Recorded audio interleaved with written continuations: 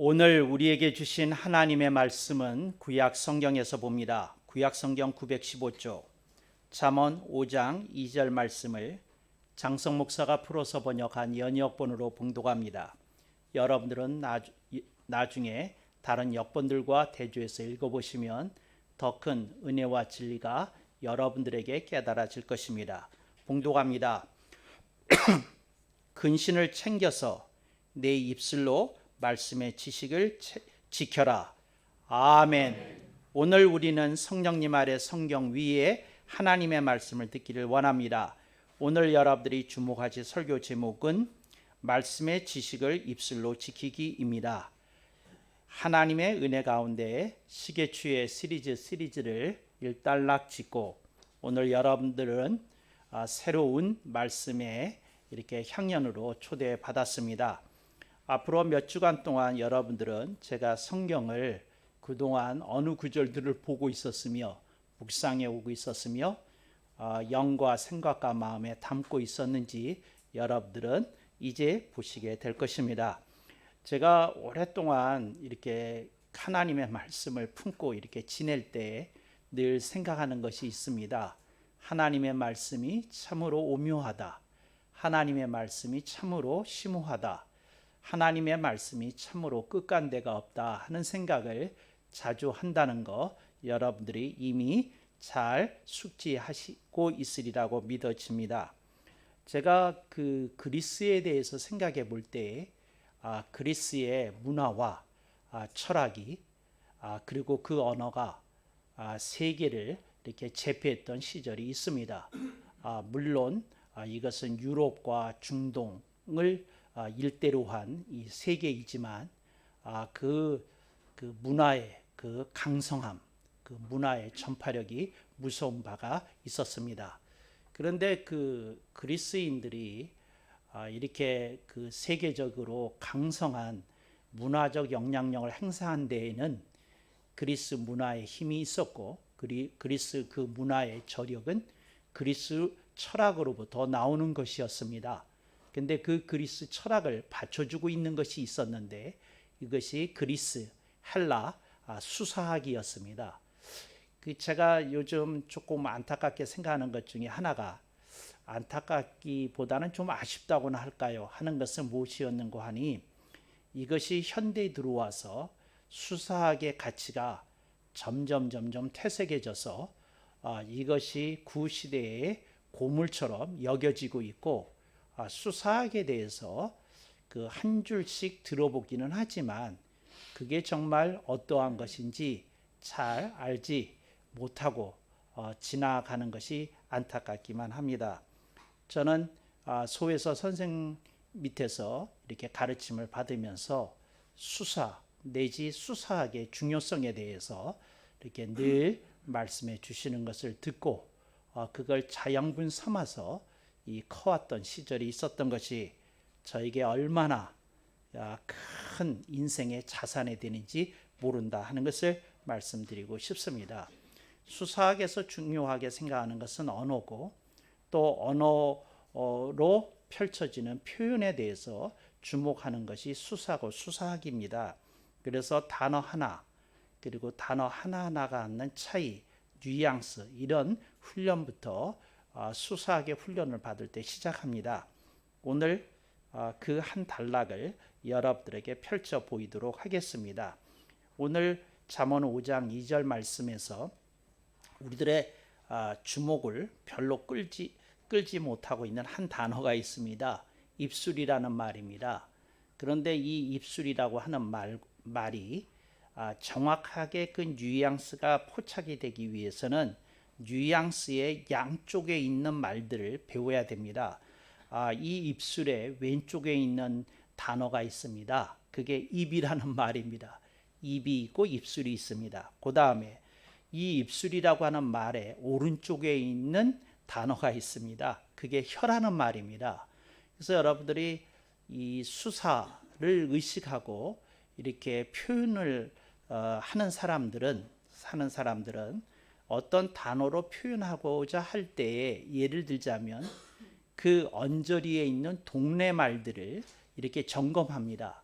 이제 동네 말이라고 하는 말은 군집을 이룬 개념이 유사한 단어들을 제가 부르는 명칭입니다. 그 동네 말에 예를 들어서 입이 있고 입술이 있고 혀가 있다는 거죠.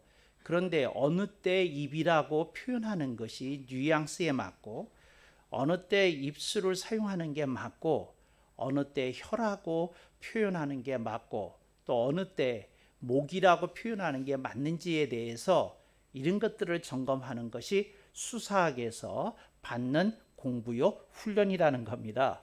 그래서 여러분들이 그냥 입술 보시지만 저는 성경을 보면서 무슨 생각을 하냐면 이런 생각을 합니다. 왜 입이라고 안 그랬지? 왜 혀라고 안 그랬지? 왜 목이라고 안 그랬지? 이렇게 생각하면서 입술에 대해서 이렇게 주목하게 되는 겁니다. 수사에서 입술이라고 하는 말이 굉장히 중요한데 그 이유는 입술은 두 개의 문을 갖고 있습니다. 여러분 아셨습니까? 입술의 윗부분을 운문, 상문이라고 부릅니다. 그러니까 입술의 이 아래쪽을 하문, 아랫문이라고 부릅니다.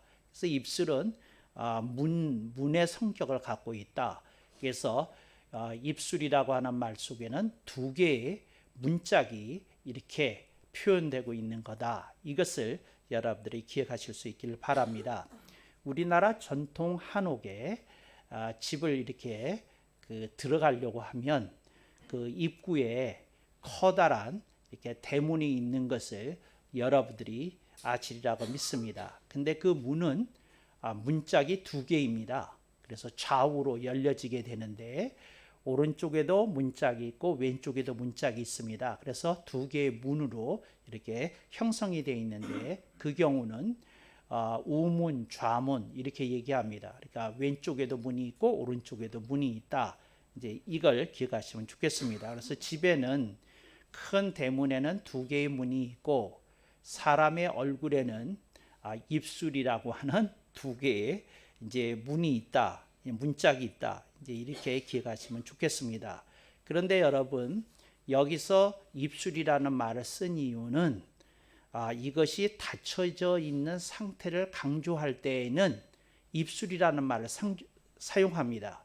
그러니까 예를 들어서 어떤 사람의 그 표현력을 얘기를 할 때에는 혀라는 말을 씁니다. 네, 그 사람의 혀가 현란하다. 너무 표현력이 대단하다. 이렇게 이제 쓰는 거죠. 그런데 어떤 사람에게 무슨 얘기를 할 때 너는 말이 너무 많은 것 같아. 너는 좀 말 조심을 해야 될 것 같아. 할 때에는 입술 얘기를 하는 겁니다. 입술이 문이니까 입술을 닫고 있어라.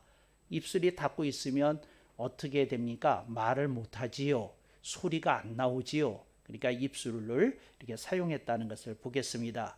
본문 말씀 다시 한번 그런 맥락에서 읽어봅니다.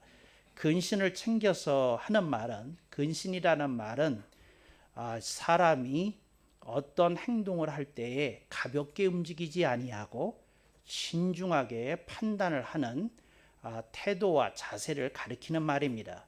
그래서 근신하라 하면 이제 이 사람이 좀 경솔하게 움직이지 않도록 경거망동하지 않도록 하려는 뜻이 이제 윗부분에서부터 벌써 나오는 겁니다. 그래서 근신을 챙겨라 이렇게 얘기를 합니다. 그래서 네 입술도 말씀의 지식을 지켜라.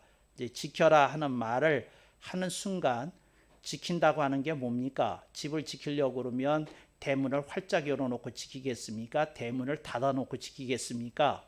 여러분들 알아들으셨습니다. 대문을 닫아놓고 집을 지키는 것처럼 어떤 사람이 근신할 때는 입술에 두 문을 그 상문과 하문을 닫아놓고 이렇게 지켜야 된다 하는 뜻입니다. 그러니까 무슨 말이냐면 말씀의 지식을 지키려는 사람은 어떤 말은 해서는 안 된다는 겁니다. 어떤 표현은 사용해서는 안 된다는 겁니다. 그런 사람이 말씀의 지식을 지킬 수 있다 이렇게 얘기를 하는 겁니다. 그래서 입술이라는 표현을 사용했다. 이제 여기까지가 설교의 일부가 되겠습니다. 이제 설교의 2부로 들어가겠습니다. 오늘 본문 말씀에서 보면 그 히브리어 원문에는 지식이라고만 되어 있습니다. 그런데 장성 목사는 그 앞에다가 가로 열고 말씀의 그리고 가로 닫고 말씀의를 추가했습니다.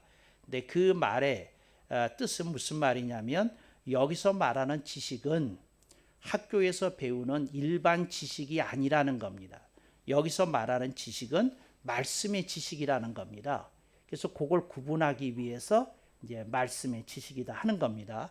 예를 들자면 학교에서 여러분들이 수학을 배웠어요. 그게 뭡니까? 이거는 이제 일반 학문에서 배우는 지식입니다. 이제 이것도 있지요. 또 어떤 사람이 또 학교에서 경영학에 대해서 배웠어요. 그건 뭡니까? 일반 학문의 지식인 거죠. 그런데 어떤 사람이 하나님과 관계를 어떻게 갖고 가야 되는지, 또 어떤 사람이 기도를 어떻게 해야 되는지, 또 어떤 사람이 하나님 앞에 어떻게 그 말씀을 묵상해야 되는지 이런 것들에 대해서 배웠다면 그건 일반 지식이 아니라 말씀의 지식이 되는 겁니다. 그래서 오늘 잠언 5장 2절에서 말씀하고 있는 건 그 수학적 지식을 지켜라, 경영학적 지식을 지켜라 뭐 이런 얘기는 아니고 말씀의 지식을 지키라는 겁니다. 근데 우리들이 하나님의 말씀을 배우게 되면 우리가 어떻게 살아야 되는지를 배우게 됩니다. 그래서 어떤 건 해야 되고 어떤 건 하지 말아야 됩니다. 근데 그런 것이 성경에서는 계명으로 우리들에게 주어져 있지요. 이제 그런 게 말씀의 지식이다 하는 겁니다. 근데 그 말씀의 지식을 지키는데 그러니까 하나님의 말씀이 어떤 사람에게 왔어요. 깨달아졌어요. 그랬을 때 그 사람이 어떻게 됐냐면 입술을 지켜야 된다는 겁니다.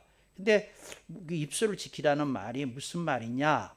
그거에 대해서 제가 조금 오늘 까다로운 얘기를 좀 할 겁니다. 근데 여러분들이 이 말씀을 까다롭다고만 듣지 말고 깊게 받아들이시면 여러분들의 영성이 깊어지게 되고 성령님과의 관계가 돈독해지는 그런 문이 열릴 수도 있습니다. 그래서 그런 맥락에서 이건 여러분의 취향에 안 맞는 말씀의 내용일 수 있지만 귀담아 들으시면 유익이 있으리라고 믿습니다.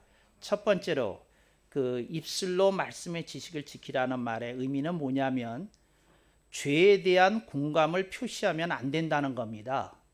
네, 죄에 대한 공감을 이렇게 표시하면 안 된다는 건 이런 겁니다. 어떤 젊은이가 보석 전시회에 갔어요. 그랬는데 그 보석이 너무 탐나는 거예요.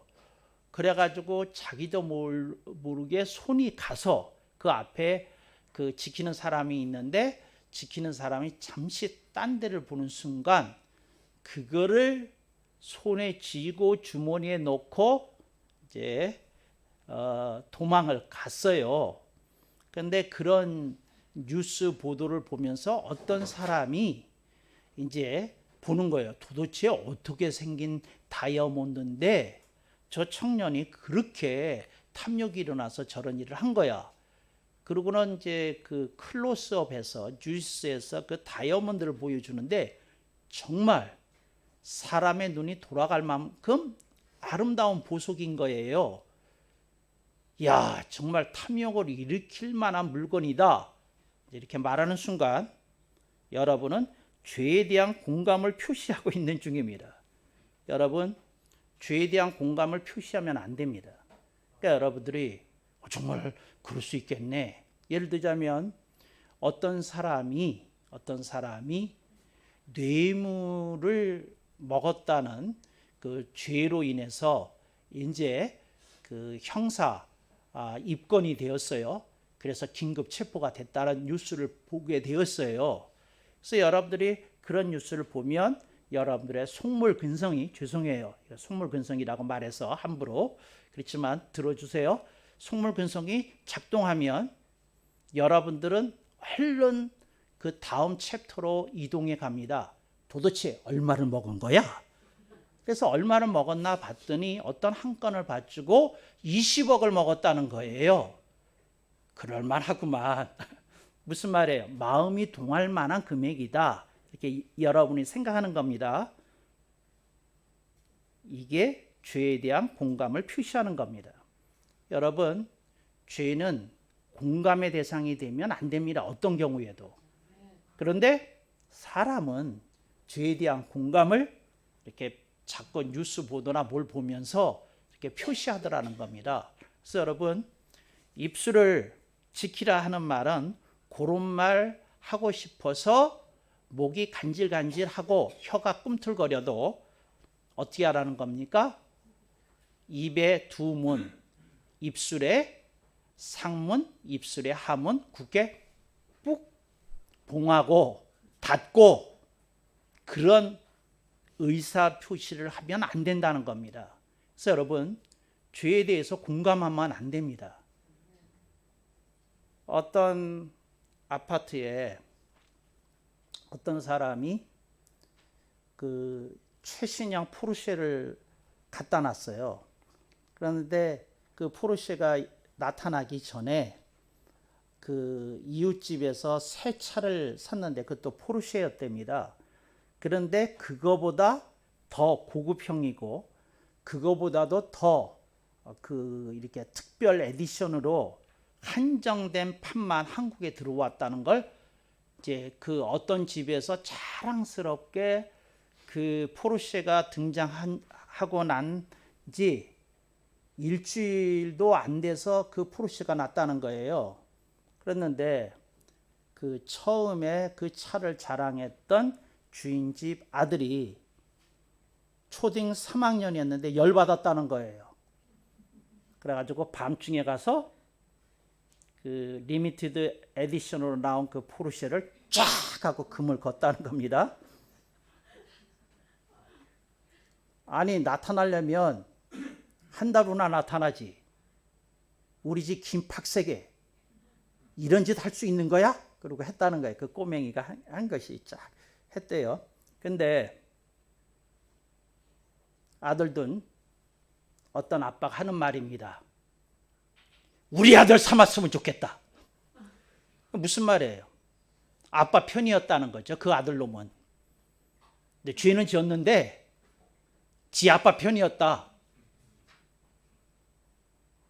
근데 우리 아들은 가끔 가다 보면 내 편인지 엄마 편인지 의심스러울 때가 있다.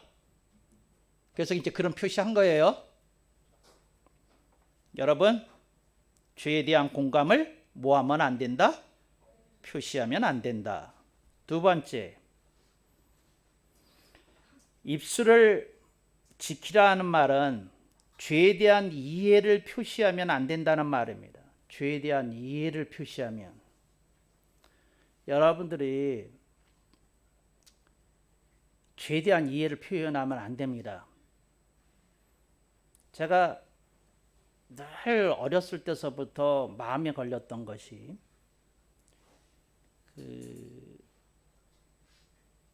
그 교회에서 목사님들이나 부목사님들이나 교육 목사님들이나 그 교육 전도사님들이나 이런 분들이 무슨 설교를 할 때에 에덴 동산의 얘기가 나오면 여러분, 선악과가 얼마나 찬란한 그 과일이었는지 아십니까? 전설에 의하면 에덴 동산에서 가장 이쁘고 아름답고 때깔 고운 과일이었다는 겁니다. 근데 이걸 1년 보고 2년 보고 3년 보고 4년 보고 5년 보고 6년 보고 7년 보고 8년 보고 그러는데 이걸 먹을 수 없다는 겁니다. 매일같이 보는데 따먹을 수 없다는 겁니다. 얼마나 따먹고 싶겠습니까? 그래서 따먹었습니다. 얼마나 따먹고 싶겠습니까? 하고 목사님들이 늘 도발해요. 그래서 무슨 얘기를 하느냐 하면 우리가 아담 할아버지를 너무 매섭게 몰아붙이지 말자. 당신이나 나나 똑같은 인간인데 우리도 어쩌면 에덴 동산에 있었으면 분명히 따먹었을 것 아니냐 하는 뉘앙스로 얘기를 해요. 이런 설교를 간사님들, 교육전도사님들이 했을 때는 제가 참고 넘어갔는데 교회에 교육 목사님이 하셨어요. 청년부 담당 목사님이. 그래서 제가 그랬어요. 교육 목사님한테. 목사님, 저는 안 따먹었을 건데요. 내가 그랬다고요. 근데 왜 목사님도 따먹을 것처럼 설교하십니까? 이랬다니까. 초등학교 6학년 때인가 뭐 하여튼 그랬던 것 같아. 근데 돼지게 혼났어요. 목사님한테 그 말 했다고. 얼마나 혼났는지. 너 앞으로 교회에서 내 눈에 띄지 마라. 인사도 하지 마라. 아는 체 하지 마라. 그러셨어요. 근데 여러분 어떻습니까? 그 에덴 동산에서 선악과 누구나 따먹었을 것이라는 가정은 왜 합니까? 더더구나 목사님들이 그 왜 가정하는 겁니까? 안 따먹었어야 맞지 이렇게 생각해야 맞는 거 아닙니까? 근데 이해를 왜 하냐고. 이해를 삼손과 드릴라 얘기 아시죠? 근데 드릴라가 얼마나 이뻤는지에 대해서 목사님들이 설교하셔요. 그래서 모든 남자들이 사실 그 입장이 되면 넘어갔을 겁니다. 이렇게 설교를 하세요.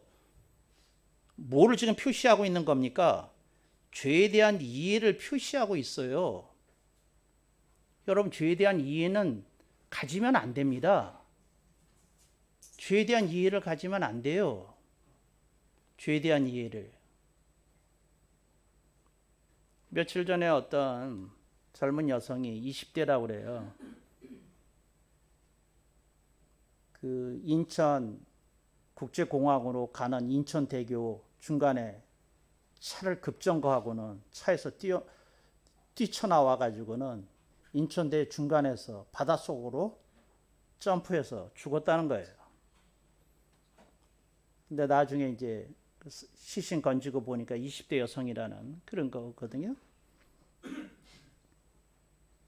근데 이 여성 뉴스 봤을 거예요. 이런 행동을 하는. 그리고 그때 이해했을 거예요. 그리고 어떻게 이해를 했느냐 하면 얼마나 가슴 아픈 일이 있었으면 저랬을까 하고 이해했을 거라고요. 또 영화에 또 이런 장면 덜어 있거든요. 얼마나 정말 인간과 세상에 대한 증오와 분노가 가득하면 저럴 수 있겠다 하고 이해를 표시했거든요. 그래서 20대 여성이 죄에 대한 이해를 바탕으로 자신의 소중한 생명을 앗아가는 행위를 하는 길이 열렸다는 거죠. 여러분, 죄에 대한 이해를 표시하면 안 됩니다. 안 돼요. 애가 잘못했는데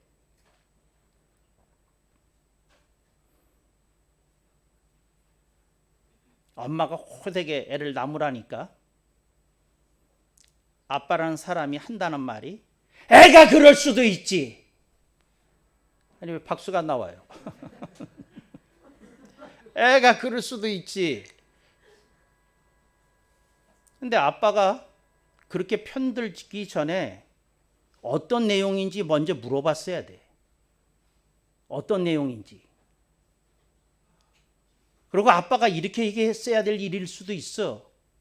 고약하고만 이놈이 제정신이 아니네? 혼나도 싸네? 이래야 될 일인지도 몰라요. 그런데 죄에 대한 이해를 표시하고 애를 키우면 이 다음에 어떤 일이 벌어지겠어요? 여러분, 이거 해서 안 되는 일이에요. 죄에 대한 이해하면 안 됩니다. 정말이에요. 그럴 수도 있지. 여러분, 그렇게 할 일이 아니야. 그게 할 일이에요? 아니야.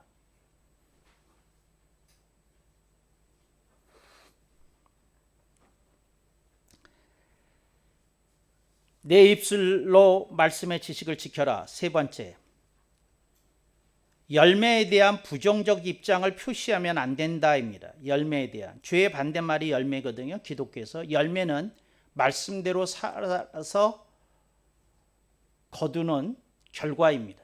이게 열매예요. 예를 들자면 쉬지 말고 기도해라. 그런데 누가 토를 달아요. 죽어야 되겠구만. 쉬지 말고 기도해야 되니까 밥도 먹으면 안 되겠네? 잠도 자면 안 되겠네? 죽으라는 얘기네? 하고 부정적 입장을 표시하는 사람들이 있어요. 이론상으로 맞는 말인데 내용상으로 맞는 말이 아니에요. 아무렴 밥도 먹지 말고 잠도 자지 말고 기도하라는 뜻이었겠어요? 가능한 한 기도를 좀 자주 많이 하세요. 그런 뜻으로 알아들어야지. 거기다가 토를 달기를 죽어야 되겠구만. 열매에 대한 부정적 입장을 표시하면 안 돼요. 목사님이 한참 순교자에 대해서 거룩한 모습에 대해서 찬탄하는 설교를 하고 있는데 뭐야 이건. 우리 보고 다 선교사 돼가지고 나가서 죽으란 얘기야 뭐야. 열매에 대한 부정적 입장을 이렇게 표시하는 사람들이 있어요. 그래 저 사람처럼은 못하더라도 나도 조금 양보하면서 말씀을 지키면서 살아야 되겠다. 그런 뜻으로 목사님 말씀하셨겠지. 목사님 모든 사람들 보고 아프리카 가서 선교하다가 오지에서 죽으라고 하신 설교겠어요. 근데 그 부정적 입장을 표시하는 사람들이 꼭 있어요. 그렇게 말씀에 딴지를 거는 사람들이 있어요. 그렇게 딴지 걸면서 술 안주 삼는 사람들이 있어요. 근데 여러분, 입술을 지키라는 거예요. 열매에 대한 부정적 입장을 표시하면 안 된다는 거죠. 우리가 인간이기에 연약함이 있어요. 부족함이 있어요. 우리가 어떤 상태로 살기가 쉽지 않은 거 사실이에요. 그렇지만 그렇다고 해서 그렇게 말하면 안 돼요. 부정적 입장을 노출하면 안 돼요. 애가 국어 점수를 40점을 맞아왔어. 아빠가 뭔 소리냐 이게. 네가 국어 점수 7, 80점을 맞아도 시원치 않은데 이렇게 얘기하는 게 정상이지. 아들아 이해한다. 아빠도 국어는 못했단다. 집안의 혈통이고 핏줄이니 나는 너에게 너무 감사한다. 이렇게 말할 일이야 이게. 열매에 대한 부정적 입장을 표시하면 안 돼요. 여러분들이 이상한 연대감 가시하면 안 돼. 정말이에요. 그걸 넘어서도록 격려하고 그리고 밀어주고 땡기고 그래야 되는 거지. 열매에 대해서 부정적 입장을 가지면 안 되는 거다. 한치라도 더 나아가기 위해서 노력하는 사람이 굉장히 소중한 거다. 태권도 시범단이 있잖아요. 근데 그 태권도 시범단 되기도 어렵지만 그 되고 나서 그 뽑히고 나서 연습하다가도 다치는 사람 엄청 많거든요. 그러니까 그 보기에 굉장히 찬란하는데 왜 이런 거 있잖아요. 사람을 밟고 올라가서 휙 점프해가지고 팍 하고 공중에서 차는 거. 뭐 한 5m는 올라가는 것 같아. 그 공중에서 5m인지 10m인지 꼭대기에서 그렇게 하잖아요. 그런데 그거 할 때 그걸 지원하는 사람들한테 처음에 지원하기 전에 본인이 이제 개인 연습을 좀 한대요. 그런데 그때에 제일 넘어야 될 그 장벽이 뭐냐면 공포감이랍니다. 이러다가 다치지 않은 어떤 공포감을 자연스럽게 내려놓고 거기에 집중할 수 있는 상태가 되면 그런 고공시범 기술을 이렇게 익혀나갈 수 있다는 거죠. 그런데 그때에 꼭 토를 다는 사람이 있어요. 그러다가 다치지. 그 얘기 할 소리야 그게. 지금 연습하는 애들 앞에서 그게 할 소리야. 다치는 건 선수 자신이 얼마나 그 의식하면서 하겠어? 거기서 할 얘기가 아니지. 그 부정적 입장을 그렇게 노출을 하는 게 그럴 만하지만 그게 그래서는 안 되는 거지. 대단하다. 훌륭하다. 멋지다. 그래. 그러고 등 두들겨주고, 그렇지만 계속 안전 의식을 갖고 이렇게 살짝 흘릴 얘기지. 거기서 그렇게 할 말 아니잖아요. 근데 부정적인 입장이 붙어 있는 사람들이 있다는 거죠. 네 번째, 열매에 대한 부담스러운 입장을 표시하면 안 된다는 거예요. 부담스러운 입장을. 하나님의 말씀을 듣고 깨달아졌는데 저는 그렇게 못해요. 못 살아요. 당장 얘기하는 사람이 있어요. 당장. 저 그렇게 못 살아요. 그 목사님 저한테 너무 많은 기대를 갖지 마세요. 저 그냥 평범하게 내버려 두세요. 이제 이런 분들이 있어요.